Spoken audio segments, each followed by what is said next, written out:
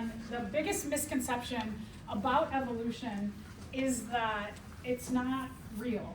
It's not a theory, and there are a lot of groups in the world that will say, like, as a group, like, we do not believe in evolution. And if you're part of that group, you're like, oh, I guess I don't believe in evolution.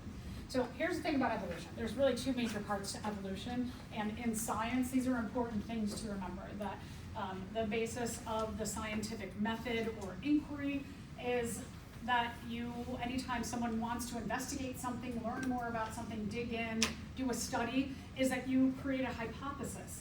And a hypothesis is an educated guess. So you're kind of going like, I think, based on maybe some research that you've done in the past, we call that preliminary information, you've read other studies, and you have some good education about your topic, and you want to do a study on that topic, then you say, you predict, this is what I think I'm going to have as the conclusion to the study that I'm going to conduct based on information that I have read about.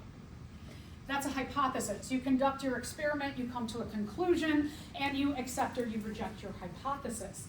So there are hypothetical or hypothesis parts of evolution, and the hypothesis part of evolution is how life was created. And this is usually the one that people say, I don't believe in evolution because I believe this created life. And science says, well, we don't know either. We have an idea, we have some hypotheses, we have some educated guesses about how life started, but we just don't know for sure. And so evolution and science, well, science says, hey, if you want to believe that's how life started, cool. And so what happens in a lot of groups in the world is that they don't present that part of science. That science says, believe what you want about how life started. And you can have, if you have like a belief system based on how life started, science is like, go for it. We support that because we don't know either.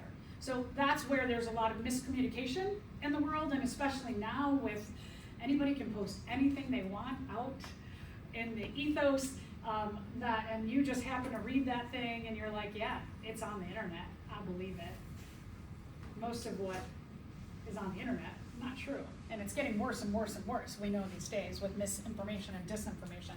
So science says, believe what you want on how life started. That is the hypotheses part of evolution. We will, in the first 2 weeks of talking about evolution, we are going to talk about the theory part of evolution. So what's a theory? A theory is studies that have been done over and over and over again by many scientists. They've published their results. Everybody agrees, like, yep, I agree with these conclusions. There's so much data, so many people that can't disprove that information. And so everybody goes, yes, that is a theory, theory, but we might call it a fact in everyday life. And so everybody agrees that this thing, this phenomenon that you are presenting, this conclusion, is true, is supported by a lot of evidence, and no one can disprove it right now.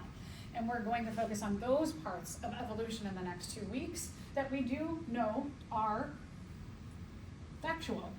Now, I keep going like this about factual because in science, something can be a theory and the technology can change and it might disprove that phenomenon at that time.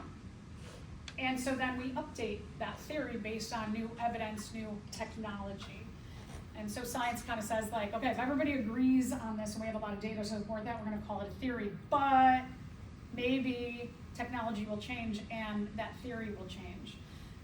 So, like, for example, if we go back, thousands of years, and people used to think that gravity was, I'm just totally making this up, that gravity was an effect that aliens were pushing us and kept us on the earth. And if everybody's like, yeah, that's reasonable, I agree with that.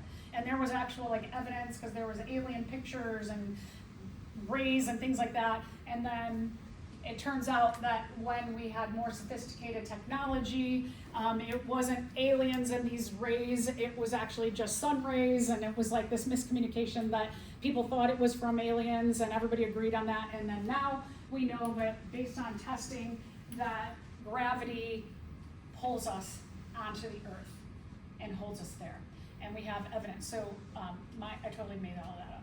I mean, not the gravity pulling us on Earth, but the beginning part about the aliens. So with new technology, theories can change.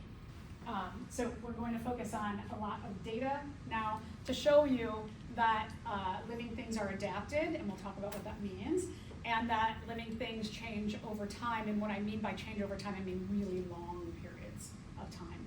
And I'll explain how that happens as we go through this. But to start with, let's talk about some of the, like, where did these ideas start with?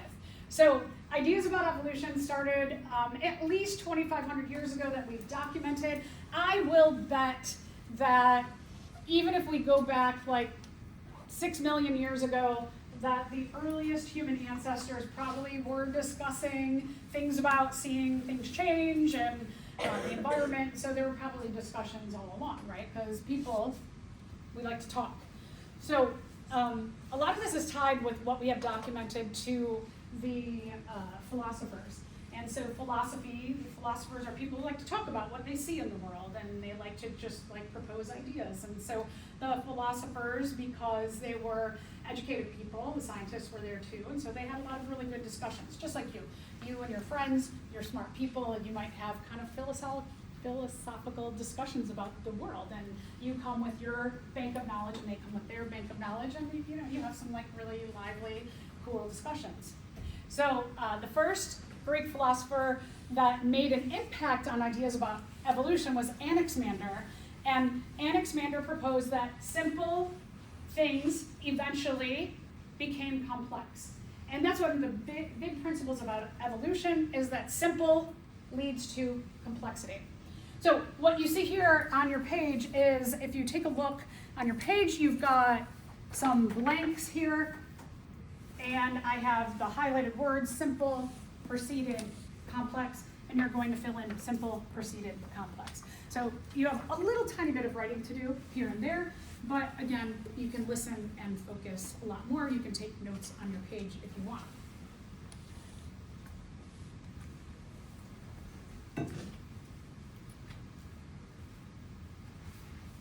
So some of these early ideas about evolution, people were like, yeah, that makes sense, right? Can you make something complex into something simple? Well, you'd have to break it down. It'd be a lot harder. Would it, like, something complex just be like, poof, it's there? No, you have to make simple things. And we know simple things build bigger things, just like what we know about basic chemistry, that little small atoms build molecules, we call them monomers, and the monomers cut together and they make polymers, and you go from simple to bigger to bigger to bigger to bigger. So Aristotle, famous philosopher, had one idea that was a little like, okay, maybe not, but again, his ideas probably led to other people having better ideas. So his first idea was called fixed species, and he believed that species were just put on the earth in one form and didn't change. So it's like, how did they get here? Boom. I don't know. He also believed in this ladder of nature, and the ladder of nature showed his idea of who was most perfect to least perfect. I don't know, perfect. That's like a crazy idea. Look at humans are at the top. Plants are like way down at the bottom. I mean, can we survive without plants? No, right? They make our oxygen, that helps with our metabolism. They make our food. But Aristotle put them way down. Bacteria, archaea, our prokaryotes, they're not even on here. They've been around for billions of years. So kind of interesting. George S. Buffon in the 1700s had studied a lot of fossils, so started to see bones from other organisms, and what he noticed was that he'd find fossils of one organism that looked a lot of like fossils of another organism. And we'll take a look at things like vertebrates, where our forelimbs, all of the vertebrate animals, our forelimb structure, which are our arms, we all have the same bone pattern. We have a humerus, a radius, and ulna, carpals, metacarpals, and phalanges. That's pretty wild, right? Like if you were early on didn't know anything about evolution and then you dug up like a dog and then you dug up an elephant and then you saw a human body and you're like, whoa, these all have like same arm or four-limb structures. That's gotta be pretty wild to discover, right? So he was like, species, there's like too much relations between certain looking organisms and even certain not so looking like each other organisms, but they have similarities on the inside. That's pretty wild. And so he said, yeah, species changed over time. And one of the things that Buffon studied, I just read an article about this the other day too, that was totally fake. The AI bots must have been listening to my brain, I don't know. Oh, actually, I know I told someone about this the other day and then it was in my phone. But the Glyptodont is a relative of the armadillo. Armadillos are like about that big, about kind of like softball size. And they have ridges in their body with this kind of like hard scale armor, and they can curl up into a perfect ball where this scale of their head fits in where their tail curls under into the back. And they can like lock themselves into a ball. And it's a hard ball. So predators can't like get at them, and they have really strong ab muscles where you can't pry the ball open either. There was this, which is the size of a car, that we have discovered, like I was there, someone had discovered the fossil of the Glyptodont, who has very much the same features in many ways of the armadillo, but it was like car-sized. That's pretty wild, right? Like this is good protection. If you know, someone's coming at you, you can just like swing your tail and really clobber them. So, he was going like, these two things have very many similarities, but this is really, really big and it's got some other things, but they had so much in common that he was like, this had to give rise eventually to that. Here's the other thing about evolution to remember, that that small doesn't always give rise to big. Now, simple gives rise to more complex. So likely what happened was this organism probably came from maybe something smaller or simpler, and that over time we'll talk about natural selection, how nature favors certain characteristics in the environment at any given time, that when the environment changes, those who have favored characteristics can change. And so that species, and like we'll get into natural selection in more detail, that species and their characteristics can change over time, being influenced by what's happening in the environment, or climate change. So climate changing has been a driving force of evolution for billions of years. And when people say like, I don't believe in climate change, like climate's been changing ever since the Earth initiated. And so climate change is like a real thing. We'll talk about the influence of that too. So he saw these characters of Buffon and he was like, yeah, there's all these similarities. And people were like, whoa, that's pretty wild. Lyell, another scientist, studied fossils, and back in the when philosophers were philosophizing thousands of years ago, everybody thought the Earth is like maybe 2,000 years old. And then with all of these studies on fossils, scientists were going, like Lyell, for example, talking to maybe looking at maybe Buffon's work and was like, there is no way that in 2,000 years natural selection, well, we didn't know what natural selection was yet, nobody did yet, but the environment could influence the change of that to that in less than 2,000 years. It had to have taken a lot longer. And Lyell was like, I think the Earth is a lot older. I think it's like 6,000 years. Which is kind of funny now because we know that the Earth is like 4 billion years old.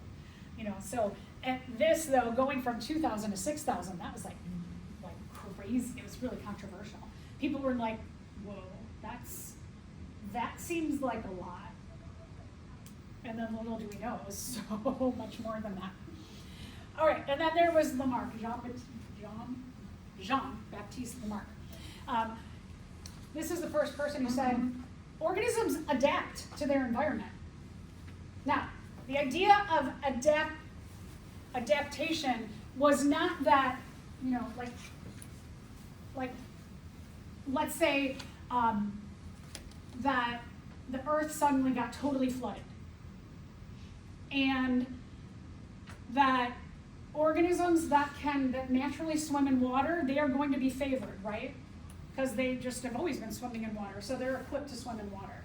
Now humans, while we can swim, could we, really as a species, would we survive well all the time if it was just water and there was nowhere for us to rest? No, right? We are not adapted to that. Can we will ourselves to sprout gills and fins? No, right? You can't adapt yourself on the spot to the environment. So the idea of adaptation is that when the environment changes, the whole earth floods, if you already have characteristics for living in a flooded environment, you are probably going to survive. That means you are well adapted right now to the change.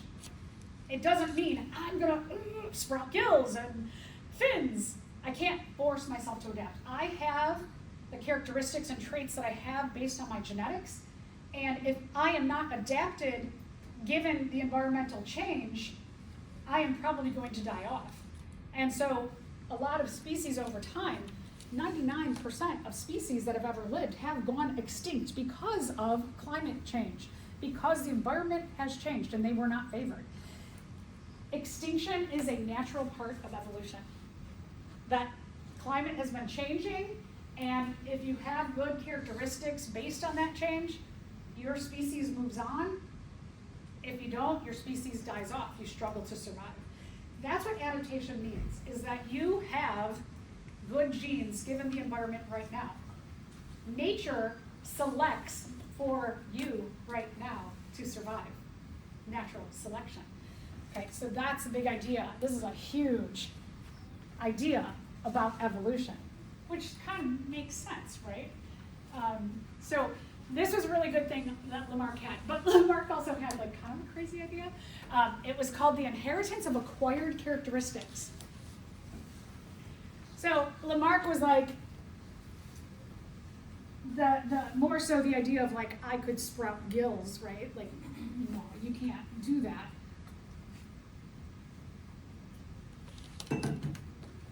It's kind of nonsense talk, but what Lamarck was proposing here was that, let's say that me as a female organism, I have a mate and we're going to have offspring that, let's say my mate dyed their hair blue and I wore blue contacts. What Lamarck was saying was that my offspring would have blue hair and blue eyes. Could that be possible? No, because inheritance is based in genetics, and we pass our genes on to our offspring. We do not pass our artificial traits onto our offspring. So a lot of people were like, that doesn't make sense. And they didn't know anything about genetics yet, but a lot of people were like, well, no, I mean, if one of the parents had blue hair, the kid's not gonna have blue hair because they made that happen. That doesn't make any sense. We've never seen anything like that before. So while they didn't have the vocabulary about genetics yet, a lot of people were like, that doesn't make sense. That doesn't make sense. So, like all of us, some of us have really great ideas and we have some really bad ideas at the same time. So here's a little timeline of the big ideas about evolution, and we're going to talk a lot about these two right here, Darwin and Wallace, and how they really gave the vocabulary and gave the data and the science about evolution to what we use today. So Charles Darwin. He's a really funny story. He was from an affluent family in England, and if you had money, I mean, kind of like today, right? If you have money, you go to college. you have you can go to college, right? You have money to go to college. Otherwise, you find a way these days. But back then, and kind of funny, the way that you would find a way to go to college if you didn't have money was you would become like a priest or a nun. And being a priest or a nun would give you access to going to college and studying. So a lot of people who didn't want to be priests and nuns were like, but I'm smart and I want to study. They were just like, yeah, sign me up for that. I'll have that life so I can become educated. So anyway, but his family was wealthy. His father was a doctor. And Charles's dad really wanted Charles to become a doctor. And Charles was like, I don't want to be a doctor. I'm sure some of you are in that position where your parents are like, you will be this, and you're like, I don't want to do that. Charles, though, when he was in medical school, and when he would get into like the room with someone operating, and as soon as he saw blood, he passed out every time. So he's like, I cannot be a doctor because I pass out at the sight of blood. And so his dad was like, well, okay, that makes sense. I guess you can't be a doctor. But you're still going to be educated. And so Charles started to study the natural world.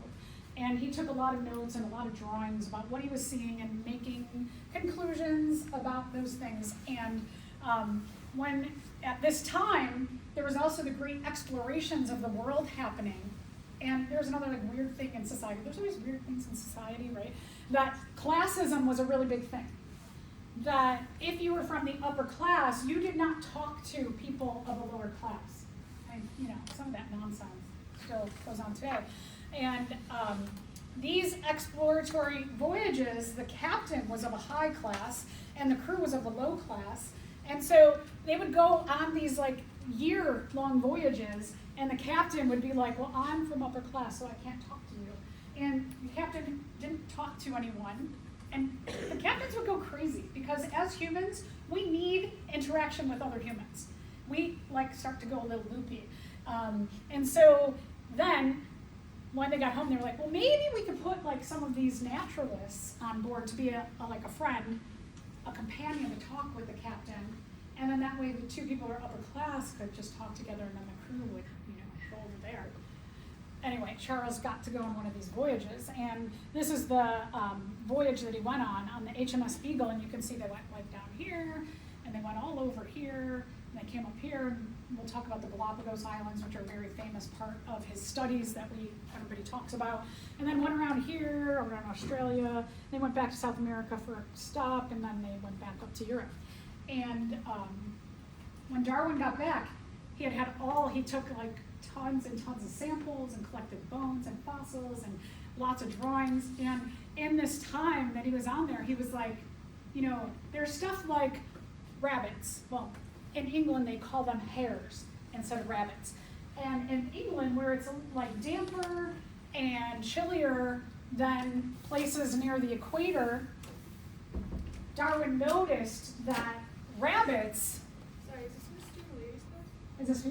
Mr. Milady's No, class? no, it's not. Okay.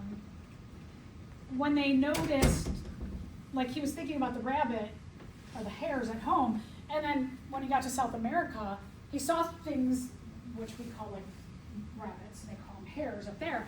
And he saw that the hares and the rabbits, he noticed that they looked alike. He's like, that kind of looks like the hare at home, but it has very short fur, and it has very, very big ears. Whereas the hares at home had really like heavy fur, and they had really short ears. And then he started thinking, why could that be? And in England, the heavy hair would help to keep them warm, the heavy fur, would help to keep them warm in the colder weather.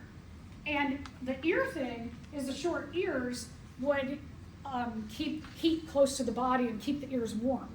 If you had really big ears, the tips of your ears would get really cold. And so having shorter ears is better in a cold climate.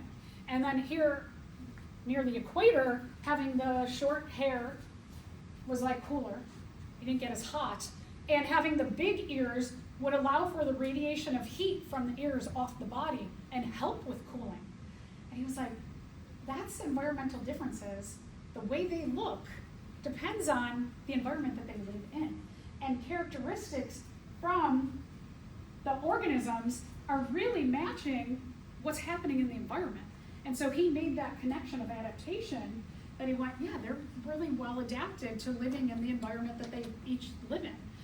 And when he got back, and he saw this time and time again from different species all over his voyage, and he got back and everybody's like, how was your trip, Charles? And he was like, oh my gosh, all these things that philosophers have been saying about evolution, I can summarize that and say that living things change over time. And if you have good characteristics right now, based on your environment, you have an easier time surviving, and then you pass on those characteristics to your offspring. And over time, good characteristics in a population, they go up and up and up in percentage because everybody wants those characteristics. So the females will be choosing the males with the good characteristics so that their offspring can have the good characteristics. And then over long periods of time, we do see changes in the characteristics that are favored in a population, and therefore the characteristics of a population change over time. And everybody was like, that's nuts. Things don't change over time. You're crazy. And he was like, no, did you hear what I just said? I said long periods of time, and everybody was like, you're crazy. And they shunned him. As a society, everybody was like, Charles Darwin is crazy. And so Charles was like, you know how like you're so excited about something, and you go tell your friend or your family or somebody, and you're like, I have this great idea, and they're like, don't you feel like, you're supposed to support me, right?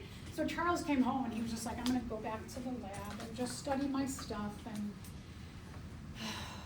so it was really hard. It was like, can you imagine if you did all this research? Let's say you come up with the cure for COVID and you're telling everybody, and everybody was like, you're crazy. And you're like, no, I am going to make COVID go away.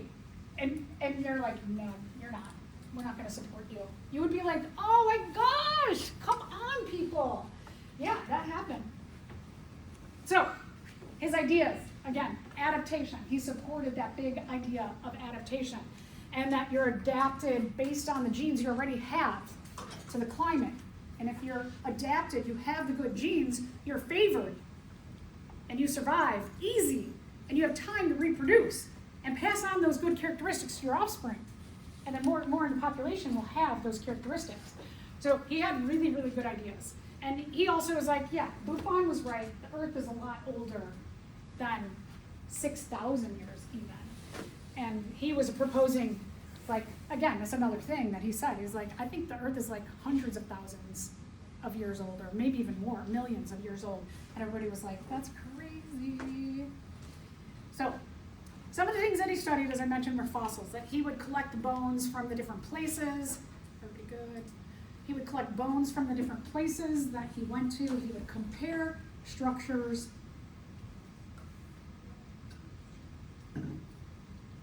And one of the places that everybody writes about are the Galapagos Islands. I think you have that title that needs to be filled in.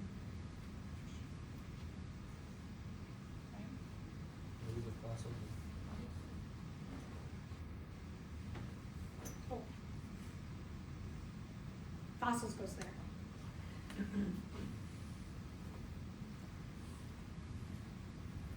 There's a title of fossils that needs to be filled in. Oh, and you're reminding me that I have, if you're somebody who likes to write in the tablet, I have a PDF on Canvas that you can download the PDF and you can write into your tablet with a stylus. So, thank you for that reminder. I will have the full book soon as well. All right, so Galapagos Island is where a lot of the famous studies are from. There's so many other studies that Darwin did as well. The Galapagos, we'll talk about the birds in a second, but other things that he studied, for example, was he looked at marine iguanas. So when he went to, especially around the Galapagos, on the islands, you would see these green iguanas, and they were a bright green color, and they ate fruits and vegetables, and they were really good at climbing trees. They had long claws. They were pretty long and skinny, and their heads were very pointy and not super big. But then he saw these other iguanas that were on the rocks by the ocean, and they had really big heads, and they had like really stout, muscular bodies, a lot more muscular than the green iguana. And these, I'm just gonna show you the video of what they do all day long, because it is crazy.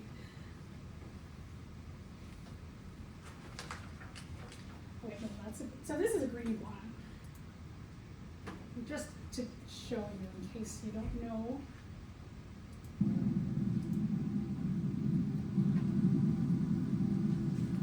Dinosaurs have been extinct for 65 million years.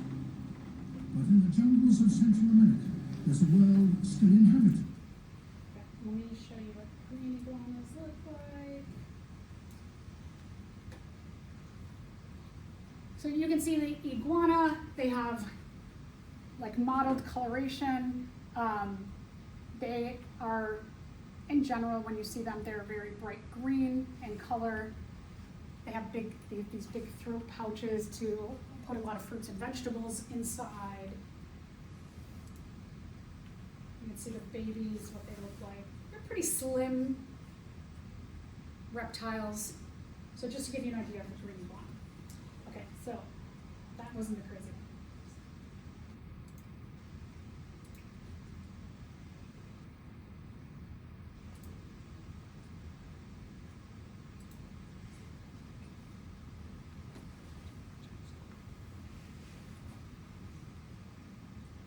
What do you notice that they're doing? What are they spewing from their head? That's snot.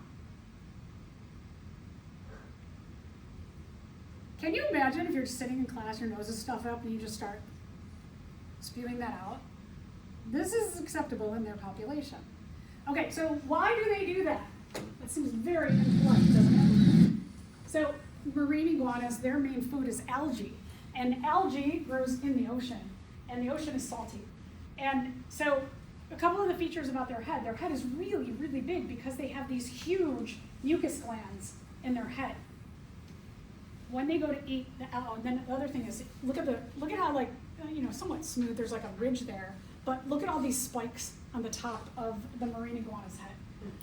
What they do is they dive into the ocean and they go by the rocks, and then they use their head and those spikes to scrape algae off the rock, and then they grab at the algae.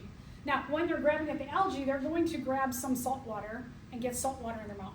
Any of you drink salt water? Like maybe you gargle with salt water to help your throat, but does anybody drink salt water? No, right? Because what is it going to do to you? Yeah, it's going to dehydrate you. So it's not good for organisms to take in salt water. So they have, and they'll try and spit some of the salt water out. They'll come to the surface, spit some out, but they're going to get a lot of salt with their food. And what the mucus glands do is the mucus glands grab onto the salt and prevent it from going into their stomach. But then they have to get rid of the mucus with the salt. And so then they are the, big behavior of survival for them is to get the salt out. And so when they come out of the ocean, they're constantly just shooting mucus out of their heads. So that's why their head is so much bigger. That's why they have these spikes on their head. They have these big scaly, big lips. So they have a lot of different features. They're much bigger and more muscular because they've got to swim against the ocean current. And so Darwin was like, he had all kinds of studies, like the iguanas from all over the world, like the hare and the rabbit. So he had so much evidence of these different species being adapted to the environment to which they live in. And so what we know probably more so, we'll talk about his birds and the finches. That might ring a bell if you know some things about Darwin.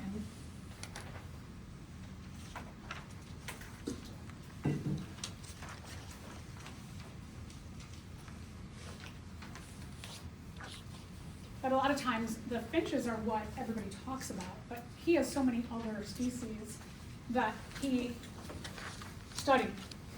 So big thing, and this is like a good vocabulary kind of word about evolution, is adaptation. It means you're well suited to your environment right now.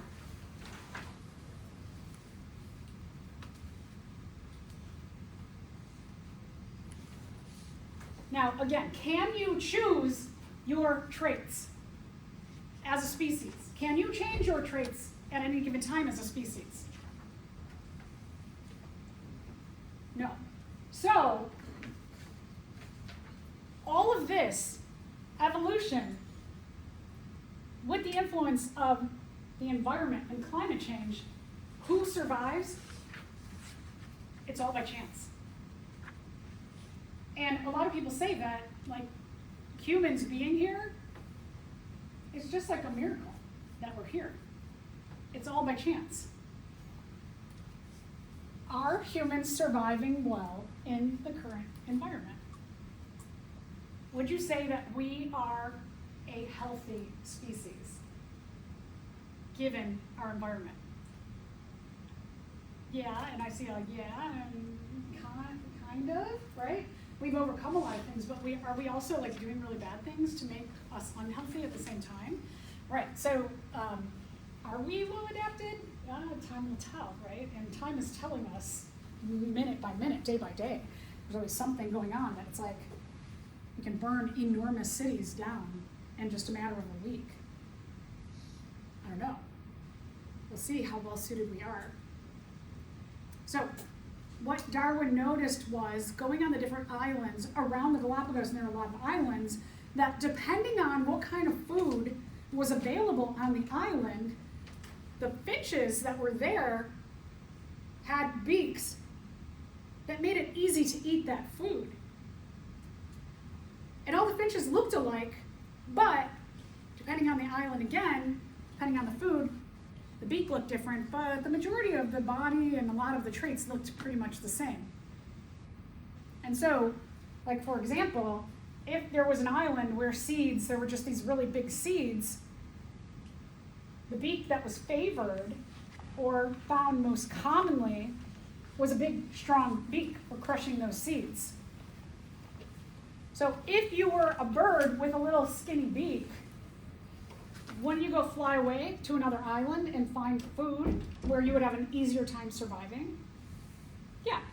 So if you had, let's say, a long skinny beak, you could eat a cactus, you could eat around, you could pick around the spines without getting like poked in the eyeball because you had a long skinny beak. But somebody with a big fat beak, they'd just get poked in the eye. And if you were eating insects, maybe you were like these little tiny insects you would have to like pick out of crevices. You might have a really like almost like a tweezer beak. And if you ate really thick leaves could be hard to tear, you would have a beak that had scissor shape on the edge of your beak for tearing those leaves apart. And so Darwin like noticed this on all the different islands, depending on the food available. He saw the beak really matched how to eat that food. He also noticed that there were finches even on the mainland of South America, and they looked a lot like all these finches on the island. And so he was like, probably the big land, South America, was there first, and then eventually these islands started popping up, and then birds, to escape competition, were like, I'm gonna leave the mainland where there's a lot of birds, I'm gonna go explore that island and try and find an island where there's food that I can eat really easily and have less competition. And so he was like, probably the mainland had the original ancestor, and then the finches went to these small islands, and then they had their own special adaptations to the food there, but they're probably all related because they share very similar traits. So that resemblance of the island finches to the mainland finches, that was a big like connection for Darwin. He was like, yeah, I think that these all must be related. And what we know is there's this huge genus of finches, which is just like a category or grouping that we'll get to talking about taxon later in this unit. And he was like, yeah, they're probably from like a big group, and then they all became smaller groups. So they're part of the same genus, but different species of that genus. And you know, those are things that we know today.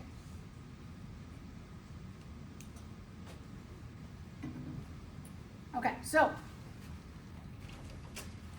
Darwin's in his little like silo, he's just studying his stuff because everybody thinks he's just totally nuts. And then about 10 years later, Alfred Wallace, he starts hearing of this guy who has the same ideas as he has. This guy, just like years later, went exploring around the world, came back with all the same conclusions, but now everybody's like, oh, very interesting, Alfred Wallace. I think you're right. Oh yes, you're brilliant. And Darwin's like, I have been saying this for the last 10 years, and you all thought I was crazy, but now this guy comes along and you're like, oh, cool. So Darwin's like, all right, I'm just gonna get with this Wallace guy. I'm gonna show him all my data, and maybe we together, like I can get with Alfred Wallace and everyone will say, okay, yeah, you're not crazy, Darwin. How frustrating that was for him. So he got with Wallace, they presented a paper at this big science conference, and everybody was like, yeah. Oh, 16 years later, not 10, excuse me. So now he's feeling like, okay, finally. But can you imagine for like at least 10, 15 years of your life, you have this amazing, brilliant idea, and everybody's like, no, and then somebody else comes along with that same idea, and they're like, oh no. But Darwin then was like, okay, I'm gonna move forward, because these ideas are really important for everybody to know. So him and Wallace presented these ideas, and they came up with these ideas, which one of the things that's so great about this, though, was that Darwin had all these ideas, and then somebody else didn't know anything about Darwin, came to the same conclusions. So there's your like theory support, right? When something starts to be formed into a theory, is that somebody else does research and they come to the same conclusions of what you do. It backs you up, and you're like, okay, cool. All right, we both did research, it supports this idea, now we can come together. And eventually, so many people have research to support the idea that living things are adapted and they change over time, and there's a common ancestor, and we know that to be the theory part of evolution. So they came up with it independently, and they traveled along. So they had lots and lots and lots and lots and lots of data. And not only them, but there were other explorers, or there were other naturalists with the explorers as well, who also had data to support their ideas. And they noticed that maybe like this group and that group, they looked a lot alike, but there were a few traits that were different, and that was really based on what the environment had to offer. So what characteristics maybe those few traits would be adapted to that environment. And they were like, okay, yeah, that makes sense that they're related, but what characteristics are there are favored? We'll talk about abiotic factors. Abiotic means non-living, and so that's like environment part of this. That abiotic factors had an influence on the survival of species and how far they went, like distance-wise, how far they were distributed. The panda, for example, pandas are not very widespread in the world.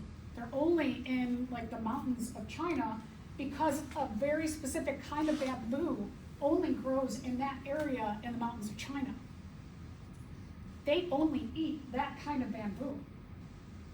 So, based on their needs, they don't go very far in the world, because the thing that they rely on for their survival doesn't go very far in the world.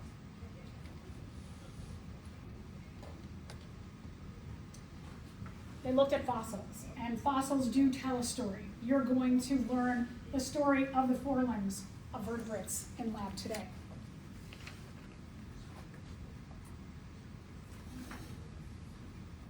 They looked at what some of the other philosophers or scientists said about the Earth being older, and were like, yeah, I support that. And so back in 1858 is when really the big ideas about evolution were starting to get more widespread in the world.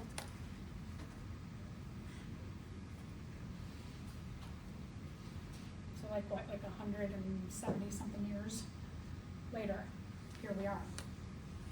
So big idea